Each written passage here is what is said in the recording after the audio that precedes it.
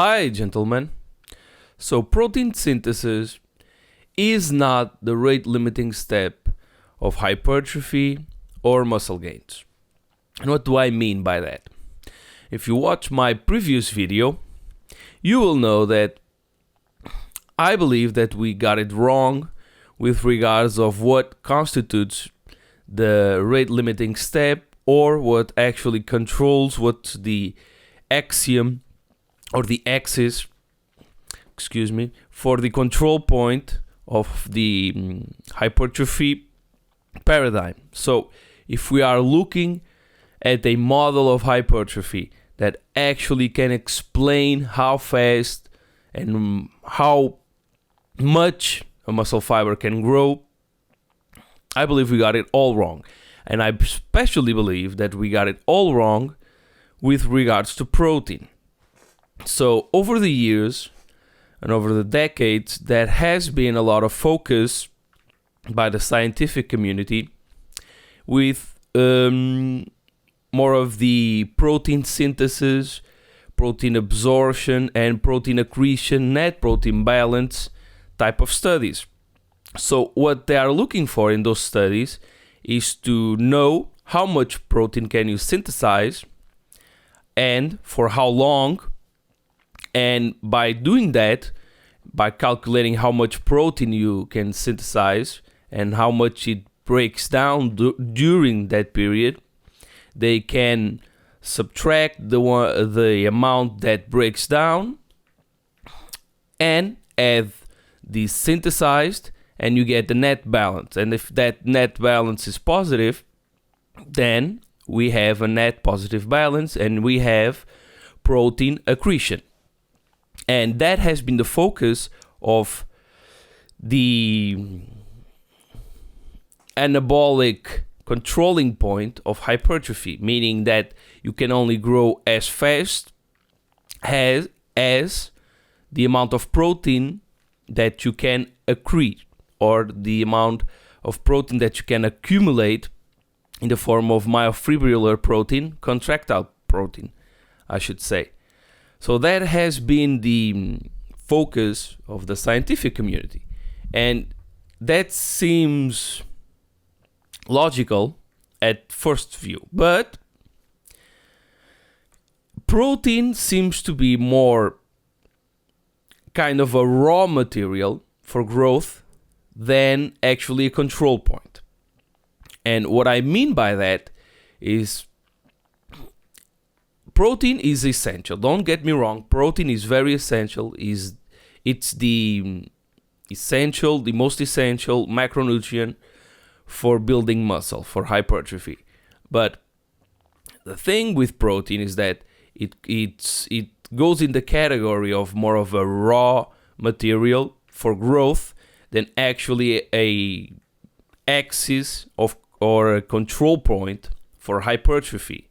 So it's not actually what controls hypertrophy per se, protein synthesis and protein. It's more of a material essential for muscle growth. And I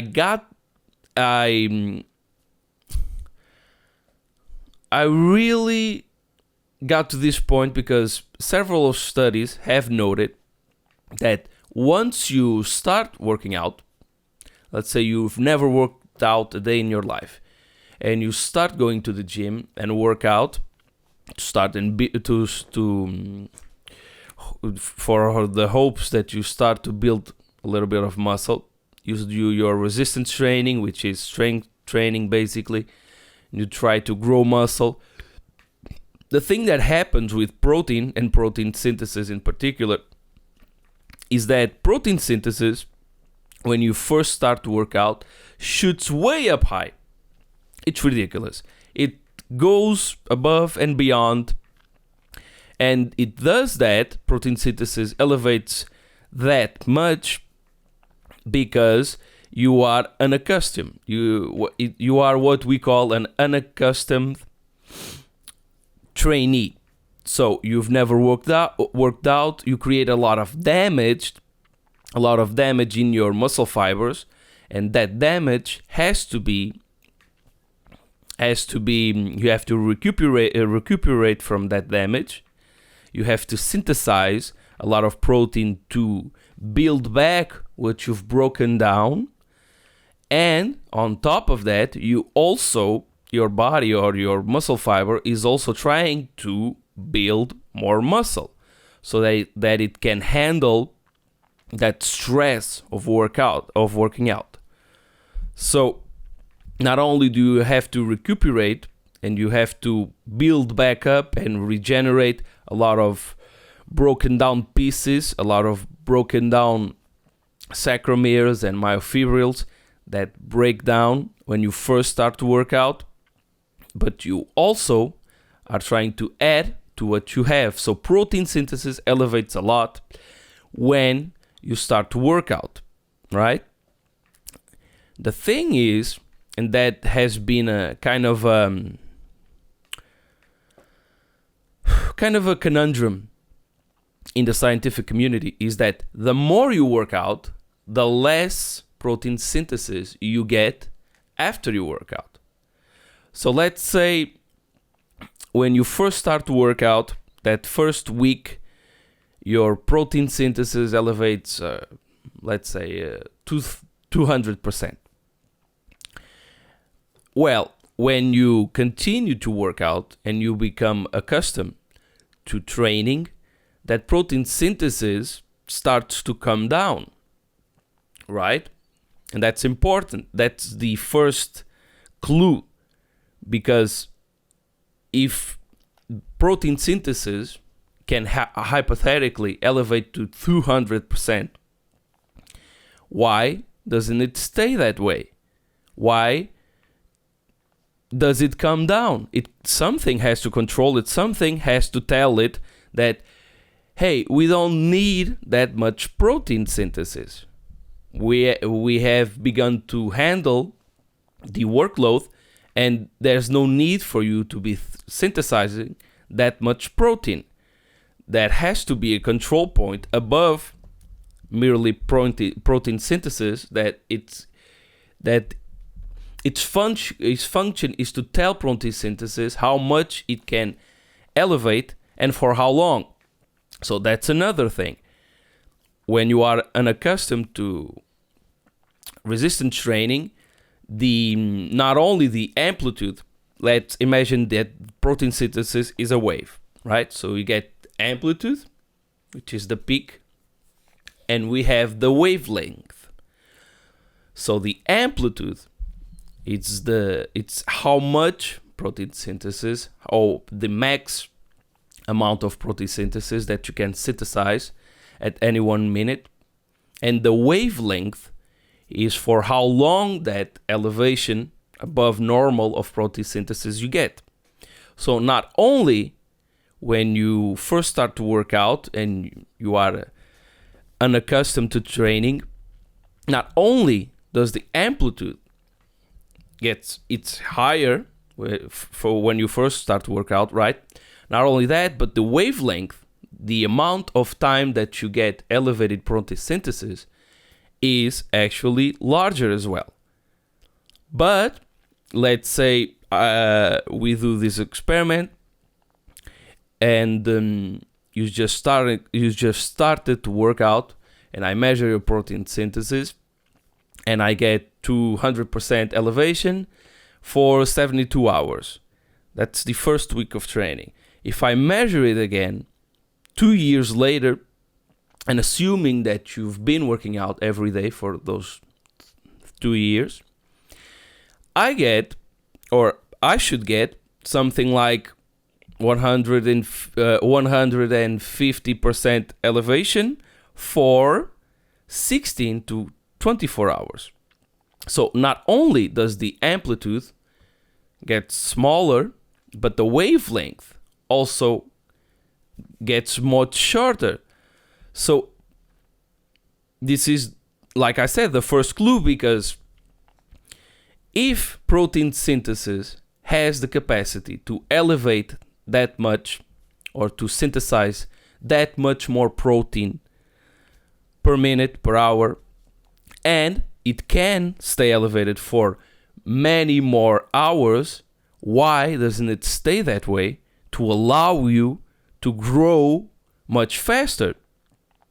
And the thing is that, and we have data for this, you only get that much more protein synthesis when you start to work out, because there's a lot of, like I said, there's a lot of damage. You do a lot of damage to your muscle fibers because they are not prepared to handle the workload. So you actually damage your muscle fibers. So that extra protein synthesis that you get when you first start to work out is to recuperate and repair the damage, right? But the point is, and another thing is that you don't get that much protein accretion, myofibrillar protein synthesis accretion. You don't accumulate a lot of extra contractile protein when you do have that extra elevated protein synthesis in the beginning, because that protein synthesis is actually to repair. A lot of it is to repair, not to grow. But the thing is, and that's really my point here, the thing is that if it can elevate that much, obviously it can, we know it can, to repair, why doesn't it stay elevated that way? Why does it not elevate that much and for that long when you are accustomed to training for the purpose of growth, right? If it can go 100 miles an hour to run away from a fire, why can't it go 100 miles an hour to run towards your goals? And that is the first clue, or the first clue I got as to why protein and protein synthesis is not actually the axis, it's not the control point, it's something that is being controlled by something else.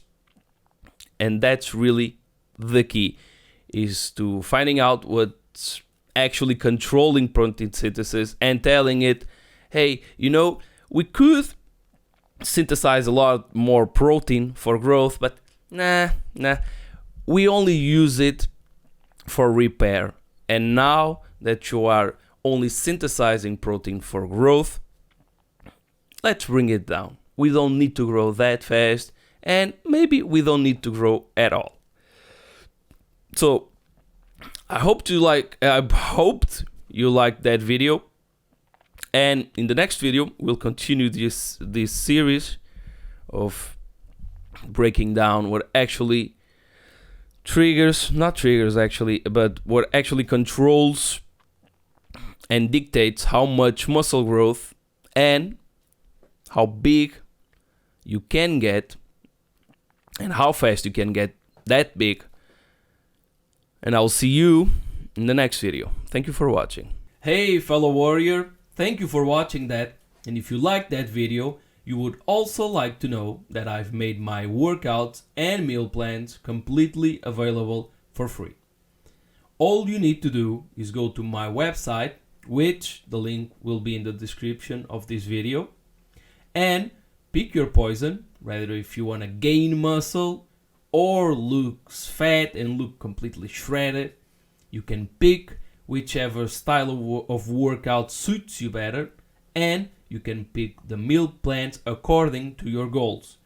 Don't miss out on the opportunity, as for now they are completely free.